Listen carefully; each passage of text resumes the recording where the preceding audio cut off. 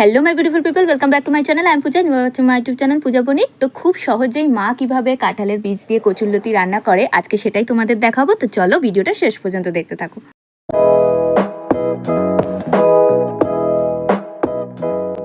প্রথমেই একটা প্যানে বা কড়াইতে সর্ষের তেল কিছুটা দিয়ে গরম করে নেব, আর তারপরে পেঁয়াজ কুচিয়ে রেখেছিলাম দেখো এইভাবে। তো পেঁয়াজ কুচোনোগুলো আর দুটো কাঁচা লঙ্কা দেব। তোমরা এই রান্নাটার মধ্যে গুঁড়ো লঙ্কা অবশ্যই ব্যবহার করতে পারো, কিন্তু আমরা আমাদের বাড়িতে সবসময় কাঁচা লঙ্কাই ইউজ করি বেশি। তো তার জন্য কাঁচা লঙ্কা দিয়েই মা পুরো রান্নাটা করবে।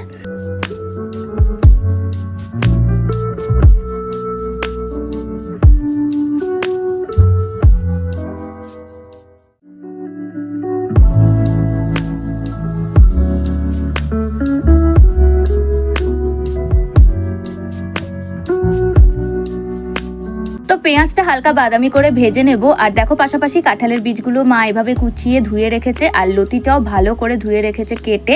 তোমরা চাইলে একটু সেদ্ধ করে নিতে পারো, সেদ্ধ করলে গলা ধরবে না। বাট আমাদের বাড়িতে লতি এরকমভাবে ভালো করে ধুয়েই রান্না করে, খুব একটা গলা ধরে না। তো দেখো আমি ওই পেঁয়াজের মধ্যে তো কাঁঠালের বীজগুলো দিয়ে দিয়েছি, ভাজা হতে থাকবে আর সেদ্ধ হয়ে যাবে কিছুটা কাঁঠালের বীজগুলো। এবার আমি পরিমাণ মতো দেব হলুদ আর দেব পরিমাণ মতো লবণ।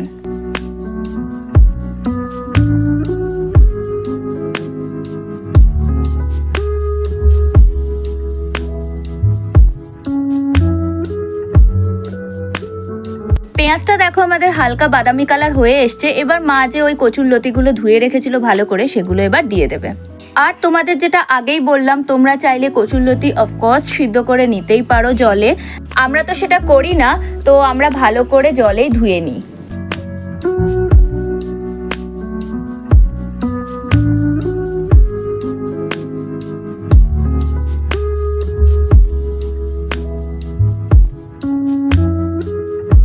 আর তোমরা তো দেখতেই পাচ্ছ ভালো করে এবার একটু মিক্স করে নেব।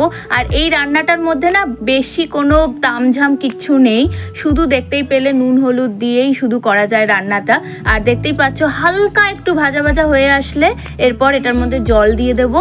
এবার এটা বাকিটা সিদ্ধ হতে থাকবে।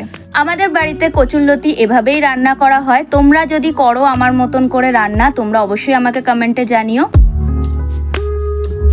আর দেখো দেখতেই পেলে আমাদের কচুরলতি অলমোস্ট রেডি, সেদ্ধ হয়ে গেছে। আমি হালকা মাখা মাখা এরকমভাবে নামাবো। এই দেখো কি সুন্দর, খুব সুন্দর খেতে হয় আর খুবই সহজ উপায়, যে কেউ রান্নাটা করে ফেলতে পারবে। এখানে পেঁয়াজ ভাজা আর সেদ্ধটাই মেন, আর সেদ্ধ প্রপার হয়ে গেলেই তোমাদের রান্নাটা একদম রেডি হয়ে যাবে। তো তোমরা যদি আমার ভিডিও দেখে রান্নাটা বাড়িতে করে থাকো অবশ্যই আমাকে কমেন্টে জানিও। ভালো লাগলে লাইক করে দিও আর চ্যানেলটা সাবস্ক্রাইব করতে ভুলো না। আজকের জন্য টাটা।